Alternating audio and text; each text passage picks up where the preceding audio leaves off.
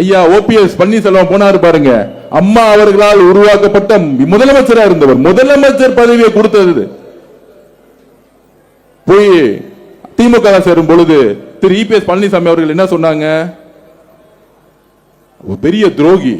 பாத்தீங்களா? இதுக்காக தான் நான் சொன்னேன் ஓபிஎஸ் அவர்களை நம்ம கட்சியில சேர்த்துக்க கூடாது சொன்னாரா இல்லையா? அப்ப ஆனா தேர்தல் முடிஞ்ச பிறகு அதே திமுகவோட இபிஎஸ் பழனிசாமி அவர்கள் சேர்ந்தாரா இல்லையா? பேச்சுவார்த்தை நடத்த இது வரைக்கும் அதை பத்தி பேசவே இல்லை பாருங்க. இபிஎஸ் பழனிசாமி அவர்கள் இதை பத்தி அது பேசவே இல்லை. நாங்க திமுகவோட பேசவே இல்லை, பேச்சுவார்த்தை சொல்லட்டுமே, சொல்ல முடியாது. ஏன்னா 47 எம்எல்ஏக்கள் முன்னாடி ஓப்பனா பேசியிருக்காரு. அப்ப இந்த அநியாயத்தை சூழ்ச்சியை எதுக்காக உருவாக்கினா ஒரே ஒரு வார்த்தை தான், திரு சி ஜோசப் விஜய் அவர்களுக்கு எதிராக, எங்களுடைய தலைவர் அவர்களுக்கு எதிராக. அப்ப நாங்கெல்லாம், நான் ஒரு தம்பி, இந்த மாதிரி கோடானு கோடி தம்பி இருக்காங்க, அவர் மேல கை வச்சா நாங்க எல்லாரும் எந்திரிச்சு எல்லா அரசியலுக்கும் நாங்க பதில் சொல்லுவோம். எங்க அண்ணன் மேல கை வச்சா ஆதவர்ஜனா மட்டும் இல்ல, ஒட்டுமொத்த ரமேஷ்ல இருந்து இங்க கூட ஒவ்வொரு தம்பியில பதில் சொல்லுவோம்.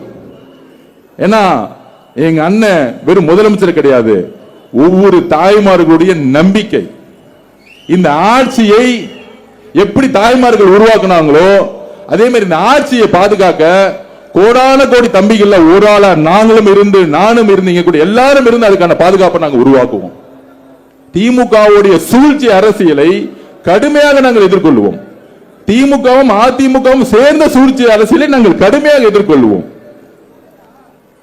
அதனால இவங்க ரெண்டு பேரும் சேரும் பொழுது எல்லா அதிமுக தொண்டர்கள், நான் சொன்ன அப்பயே சொன்னோம், 90% அதிமுக நிர்வாகிகள் இங்கதான் வருவாங்க, இங்கதான் வருவாங்க, திமுக சேர மாட்டாங்க. திரு ஓபிஎஸ் பன்னீர்செல்வம் செய்த தவறை எந்த உண்மையான அதிமுக தொண்டரும் செய்ய மாட்டான். ஏன் செய்ய மாட்டாங்க? அதுக்கப்புறம் திரு இபிஎஸ் பழனிசாமி செய்த தவறை எந்த காலத்திலும் செய்ய மாட்டாங்க. ஏன் செய்ய மாட்டாங்க?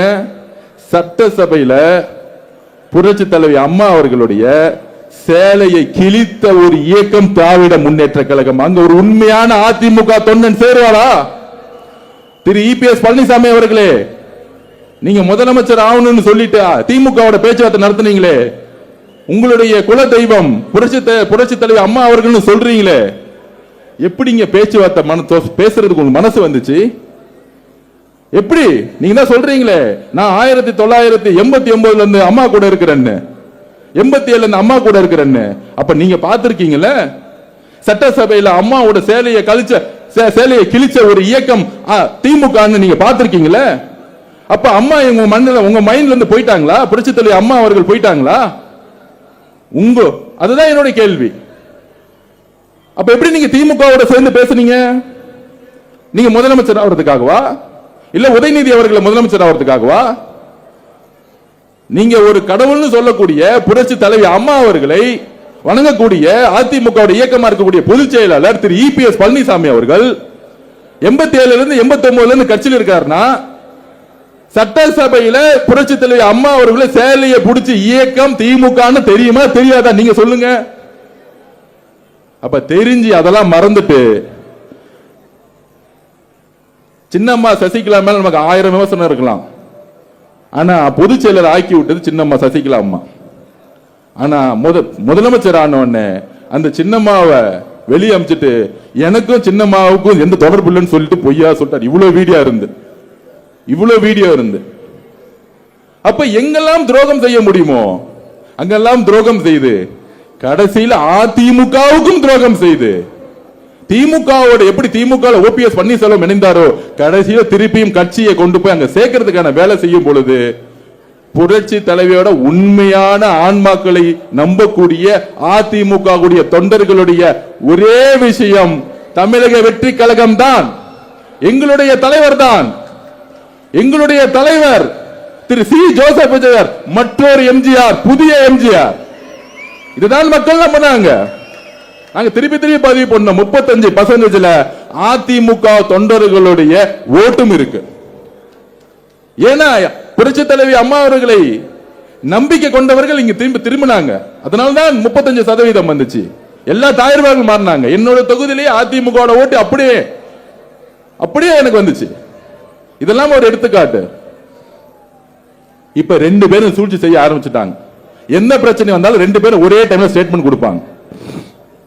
முக்கியமாக பெண்கள் பிரச்சனை, அண்ணா யூனிவர்சிட்டி பிரச்சனை நடக்கும் பொழுதோ, தூத்துக்குடியில் பாலியல் வன்கொடுமை நடக்கும் பொழுதோ 36 மணி நேரம் காவல்துறை நடவடிக்கை எடுத்தவே இல்லை. ஆனா இந்த ஆட்சியில பிரச்சனைன்னு சொன்ன அடுத்த செகண்ட்ல 3 மணி நேரத்தில் 4 மணி குற்றவாளிகள் உடனடியாக கைது செய்யப்படுறாங்க. உடனடியாக கைது செய்யப்படுறாங்க. ஆனா திமுக ஒரு பொய்யான பிரச்சாரத்தை உருவாக்குறாங்க. சட்டம் ஒழுங்கு சரியில்லை. 30 நாள் சட்டம் ஒழுங்கு சரியாயிடுமா? 30 நாளுக்குள்ள சட்டம் ஒழுங்கை எப்படி எல்லாம் உருவாக்க முடியும்? சிங்க பெண்கள் படை, காவல்துறையுடைய ஒட்டுமொத்த மாற்றம், திமுகவுடைய அதிகாரிகள் இந்த குடும்பத்துக்கு மட்டும் சேவை செஞ்சுட்டு இருந்தாங்க. ஒவ்வொரு நாளும் காலையில 9 மணிக்கே வந்து நைட் வரைக்கும் பகல் ஃபுல்லா வேலை செஞ்சுட்டே இருந்து ஒவ்வொரு அட்மின் நிர்வாக ரீதியான மாற்றத்தை உருவாக்கிட்டு இருக்காங்க. அப்ப கடுமையான நடவடிக்கைகளை முதல்ல பெண்கள் பாதுகாப்புக்காக எங்களுடைய தலைவர் வந்து உருவாக்கிட்டு இருக்கார். ஆனா 30 வருஷம் இவங்க உருவாக்கின ஸ்ட்ரக்சர் லாஸ்ட் 5 வருஷமா என்னென்னலாம் தவறு செஞ்சாங்களோ அதெல்லாம் சரி செய்யறதுக்கான முக்கிய பணிகள் நடந்துகிட்டு இருக்கு. ஆனா ஒரு தவறான பிரச்சாரத்தை உருவாக்கிட்டே இருக்கிறது. பொய் பிரச்சாரம் 1000 கோடி 2000 கோடி செலவு பண்ணி பொய் பிரச்சாரத்தை உருவாக்கிட்டே இருக்கிறது. ஒன்னே ஒன்ன திருப்பி பதிவு பண்றேன், திமுகவுடைய பொய் பிரச்சாரத்தை செய்திச்சாலைகளிலும் தொலைக்காட்சிகளிலும் மக்கள் தூக்கி எறிஞ்சு அதனாலதான் 35% தனிப்பட்ட முறையில் எங்க தலைவருக்கு மக்கள் பெண்கள் வந்து ஓட்டு போட்டாங்க. இது வரலாறு. அண்ணன் திருமானனுக்கு ஒரே ஒரு வேண்டுகோள் சொல்றேன். நேற்று டிவியில் இருக்கும்போது அண்ணன் வந்து ஒரு வார்த்தை சொன்னாரு, எப்பொழுது வேணாலும் நாங்கள் அமைச்சரவையிலிருந்து விலகிடுவோம், அப்படி கூட வந்து நாங்க ஏத்துக்கூடாதா? அவர் மேல விமர்சனத்துக்கு அவர் பதில் கொடுத்தார். அவர் நெகட்டிவா பேசல. எங்களுடைய கட்சி உயர்நிலைக்குள்ள என்ன முடிவு எடுக்குமோ நாங்க இப்படி இருப்போம் அப்படி இருப்போங்கிற ஒரு பதிவை பண்ணாரு.